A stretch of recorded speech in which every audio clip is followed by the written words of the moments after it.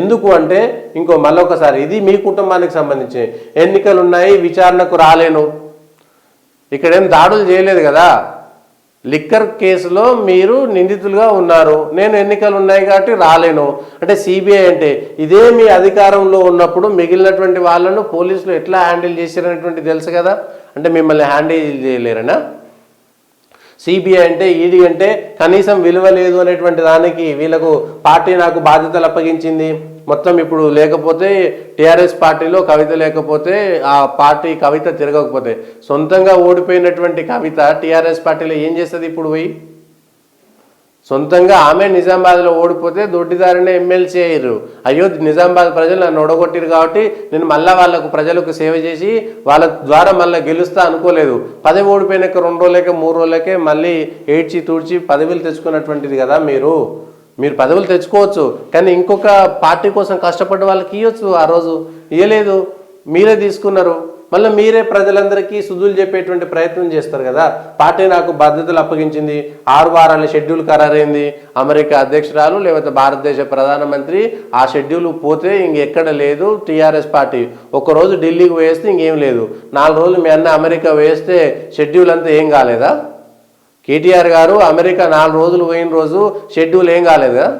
TRS party అధినేత మాజీ ముఖ్యమంత్రి కేసీఆర్ నెలలుగా ఇంట్లోనే కూర్చుంటే ఎటువంటి ఇబ్బంది లేదా? దీనికి సంబంధించినటువంటి అంశంలో క్లారిటీ. విచారణకు పిలువబోమని గతంలో సొలిసిటర్ జనరల్ హామీ ఇచ్చారు, అది మీకు వర్తిస్తుంది.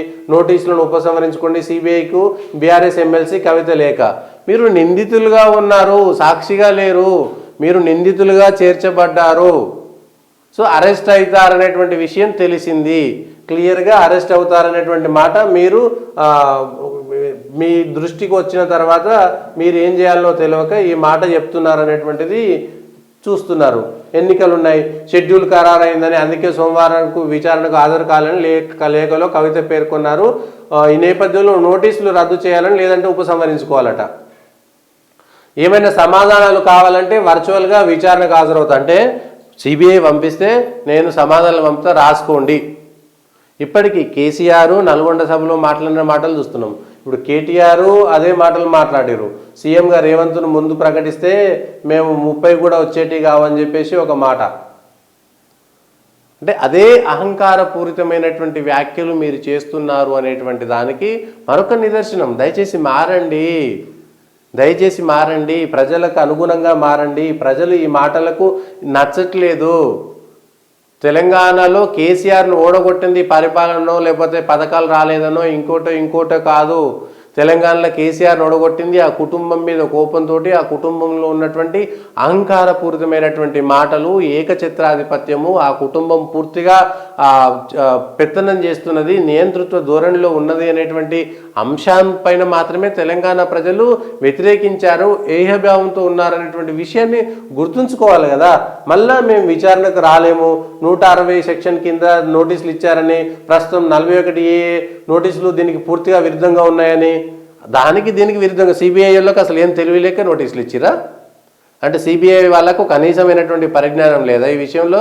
160 సెక్షన్ కింద ఎప్పుడు నోటీసులు ఇవ్వాలి, 41A సెక్షన్ కింద ఎప్పుడు నోటీసులు ఇవ్వాలనేటువంటి విషయం సిబిఐకి తెలియదా?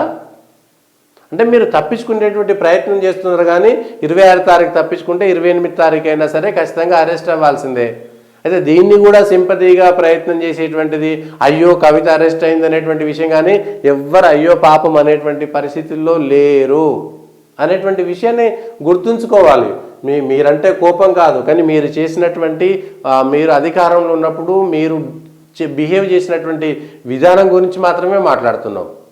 అధికారంలో ఉన్నప్పుడు కన్ను మిన్ను కానకుండా ఎవరైతే పార్టీకి పట్టుకొమ్మలుగా ఉన్నారో వాళ్ళందరినీ వదిలేసి ఆకాశంకి నిచ్చెన వేసుకొని వెళ్ళిపోయారు తప్పితే భూమిపైన మీకోసం కష్టపడి ప్రాణాలు అర్పించినటువంటి వాళ్ళని ఎవ్వరూ పట్టించుకోలేదు అనేటువంటి విషయం స్పష్టంగా అందరికీ తెలుసు.